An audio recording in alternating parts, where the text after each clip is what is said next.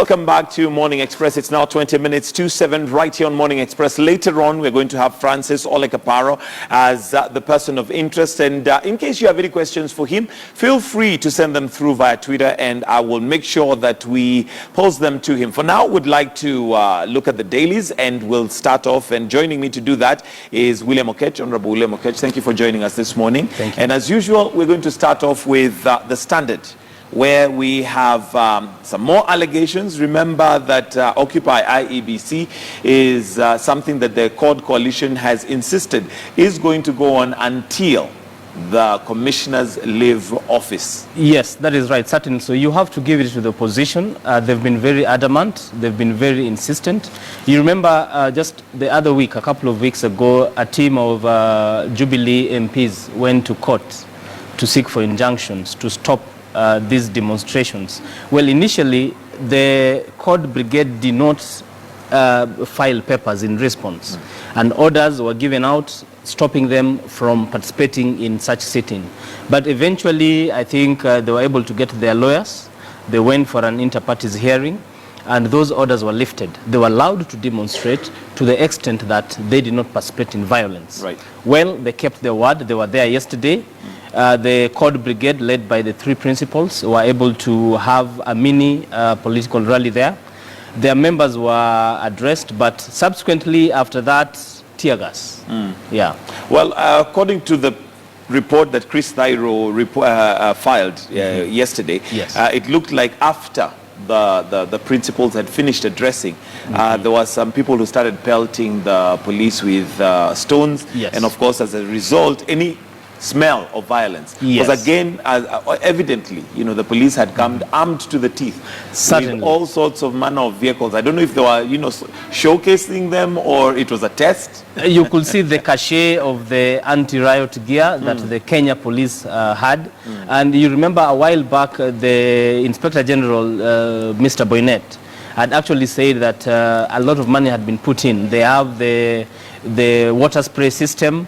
They have the anti-riot gear for the AP. So I think they were armed to teeth, and it was a good ground for them to test their equipment. Their equipment. Yeah, well. and indeed on social media there was a joke that the police were actually inviting the CORD brigade to come out in large numbers so that they could test. They can test the, Yeah. the equipment. Well, Yes. testing they did, because at some point I even saw one of those trucks that, you know, spray Yes, water. yes. They were spraying water. I'm not sure whether they were spraying to clean the street, because I didn't seem to see anybody there. But, you know, for one Yes. reason or the other, I think they were eager to, you know, try and see whether Certainly. they can use that. And But anyway, this was the first time that Kenya is using a water spray right. for demonstrations. For demonstrations. Yeah. All right. So the headlines there being Koreans hired to rig election, says CORD. So some strong allegations again here that Koreans are being used by IEBC to rig the Indeed, elections. that's right. Those were the words of the Wiper party leader, Kalonzo Musyoka.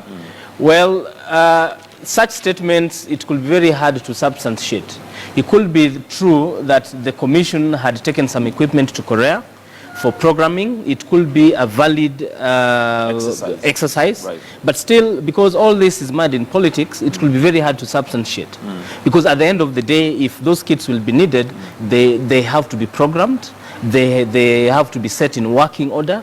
So indeed, it could be true that they went to Korea, but the motive remains unknown. I guess this is where now we, members of the Fourth Estate, could come in and literally separate the politics and the facts. Certainly. Because it is true, like you say, they could have gone to Korea for genuine reasons. Yes. But when it's put that way, of course, we are left thinking, what... Certainly, and the onus also is on the commission to be more willing to divulge such information. They should give out information. This is our strategy. This is what we are doing in preparation for the next elections. Absolutely. Yeah. All right, still on the front page, senators fight back to lock them out of governance race again. The members of parliament and, well, the National Assembly seeming to put a stop on senators going for gubernatorial seats. Well, that was a very mischievous move. You're aware the tiff between senators and MPs has been there for a very long time. Such legislations are only there where, for instance, if you serve in a commission such as IEBC, a commission that deals with issues to do with elections, it is there in the constitution, then you will be barred from participating in the subsequent general elections. Right. A member of the Senate as such, having being that they serve, they represent the interests of the counties in the Senate, it will be unconstitutional to just bar them, because you'll need constitutional amendments for you to bar them. So I think this was just a very mischievous move. It reflects the kind of pull and shove war between senators and MPs. Let's move on to page 3. State reviews NYS projects as youth circles, 900 million shillings. And this, of course, is a renewal of some of the projects that were taking place. Right. And, you know, this was a very core plank of the Jubilee manifesto. They really want this project to work, because it will be one of those projects they will look back at and say, we did this for the youth. So, and even the president came out strong. They hired a new person at NYS. Those officers who are under investigation stepped aside, and possible prosecutions are going on. So I think this is a commitment of the state, and they're really looking on it as a key plank of the Jubilee manifesto. Absolutely. Yeah. All right, and on page 4 and 5, you can see the IEBC debate. There's quite some details there and some pictures of what was happening yesterday. An interesting gentleman there. I don't know if we're able to see that picture. He's got a stone on his head, literally almost saying, this is what we came for. But again, of course, they held their peace. And the court did rule that the only way that this would be allowed to go on is if it was within the law, and that of course would be meaning they can picket, they can demonstrate peacefully. Yes. Also there's a new police riot gear there. Yep. The spray tanker. 5 with a spray tanker, and the police looking very eager to use and utilize their equipment. All right, let's move on to page 7, where there was a shopping mall in Mombasa that collapsed, again bringing into sharp focus the construction industry, showing that of course it's not just Nairobi that seems it's not just Nairobi, it's countrywide. I think there's a lapse of the regulatory systems. I think both the county governments and the ministry should really look into that issue. Yeah, absolutely. Page 8, another story that is rocking Kenya right now, and as details continue to emerge of the killing of Jacob Juma, it seems there are more questions than answers that are coming out. Juma was killed by 2 bullets to the chest, according to a report. Certainly so. There are a lot of issues that has come out of this, especially when you look at the photographic evidence of the scene of crime, his motor vehicle. I think there are a lot of issues coming out of it. And certainly so, I think it's a killing that deserves condemnation from all quarters. And it is certainly not a very good move that the 2 senior-most citizens in the country, that is His Excellency the President and the Deputy President, have not uttered a word on this.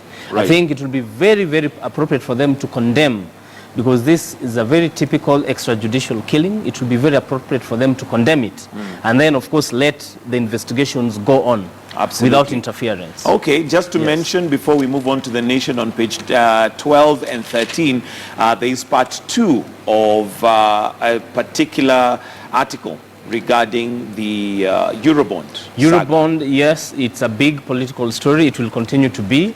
And Sarah Elderkin has been actually trying to bring out the expose that the central bank has not been very generous with the information.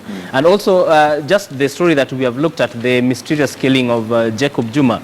It had also been said that he had been one of the people who were giving out those leaks on the Eurobond. In fact, some of the documents found in his car were copies of some Eurobond information. Yes, which certainly not many people know why he had it at that time and possibly what he was going to do with it. Yeah, so We've Eurobond also not been given the details of what exactly it was. It's going to remain a very big story going forward up to the next elections. Let's now look at the Daily Nation, where the headlines is police fire tear gas to break up CORD demo. This again, of course, is after Occupy IEBC supporters were addressed by the principals. At some point, it trickled down to tear gas and people running and stones being pelted. And I remember thinking that the university had just been recently opened, and we may have the students also participate in this. But fortunately, they did not, because again, that would be another dimension. But there you go. And the question we're asking today, and maybe I should ask you the same question, is what do you think that excessive force was used to disperse the supporters of Occupy IEBC? Well, there could have been excessive display of force. But I think to the extent that the police used tear gas to actually disperse those crowds, it was not excessive in itself. So long as the intention was aimed at weeding out those few pockets of people who are aimed at bringing violence. Because in such demonstrations, there will be those people who will target honest wananchi. They'll be harassing motorists, they will be robbing citizens. So I think to the extent that they used it to bring about calm, it was not excessive. Okay. Yeah, but the display could have been very excessive. It could have been very, very excessive. And of course, well, one is left wondering whether they could have used other avenues. But then again, of course, the police, like you've said, came armed and ready and displaying a lot of their armor. And also, I don't know, like now, some of the songs the crowds were chanting is to Mezoea tear gas. Yes. Almost preempting that we are waiting and we are ready for it. Ready for it. Provocating. Yeah, almost provoking. Yes. And it's good that we have the NCIC chair. So one of the things that we'd like to look at is just language, especially as we get closer to the elections. One of the things that, of course, many are worried about is language that is very inciting. Provocative, and it will be also very important for NCIC. There are those politicians who have previously been cited for hate speech. It will be very, very also important for the commission to play its role and make recommendations for those politicians to be barred from standing in the next election. Absolutely. Yeah. All right, moving on now to other stories within the nation. We have KRA fights for access for mobile cash deals in war of tax sheets. That's on page 8 of the nation.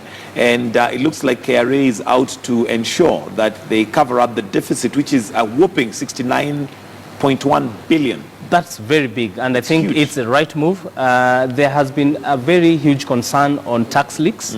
So, and then the M-Pesa platform has been an area which has not been utilized before, because a lot of people tend to move away from the mainstream banking system. They transact through M-Pesa. Right. So I think if KRA goes into that, they'll be able to make some progress on it. Absolutely. Yes. Then page 10, after the rescue mission, let the scavenging begin. This, of course, is talking about the building that collapsed in Huruma tragedy. But again, just to remind us that this building collapsed, but there were another, I think, was it 7 buildings that had been condemned to be brought down, and we're waiting to see what's going to happen. We do know that the governor had announced and said that he's giving a week for them to be relocated. To move out, to be evacuated. A few were brought down, and as we were told at the intervention of the county first lady, the governor's wife, I think she made a petition for those people to be given time so that they get some alternative accommodation for the demolitions to take place. Okay. Yes. Finally, let's look at the back page of the nation. UN criticizes Kenya for plan on refugees. Now, Kenya had announced that they may have to close down 2 main refugee camps. That's Kakuma and Dadaab. And of course, the UNHCR have come out saying that that's a wrong move. It is insensitive. It is inhumane. But then again, there is also the issue of it being sustainable. And Kenya has done this for a while. Yes, certainly so. Kenya has been between the rock and the deep blue seas. It was an issue of national security. It was an issue of economic interest and also an issue of environmental degradation. Kenya has been this for a very long time without much support from its partners. And I think it's taken the bold step. We were just told the Department of Refugee Affairs has been disbanded right now.